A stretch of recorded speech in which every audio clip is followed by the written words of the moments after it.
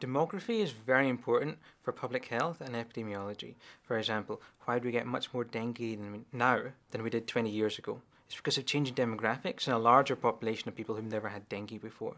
So one key need for researchers in public health is to be able to have good demographic data. Unfortunately, there are legal and ethical restrictions on how the data that the government collect can be used for research, which prohibits much of our research.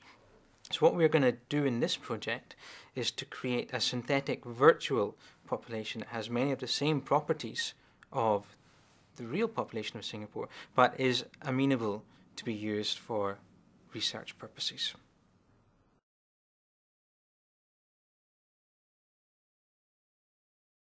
I think it will have a massive impact. So what we're planning to do is to create a web-based, open access database that anyone, general public or researchers in other areas, can download and use to understand how the demography of Singapore has changed in the past and changed over the future.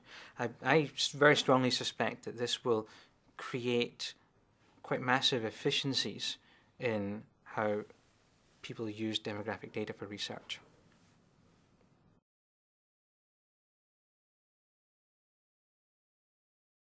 It's very relevant because demographic processes are naturally very complicated and they require interdisciplinary thinking.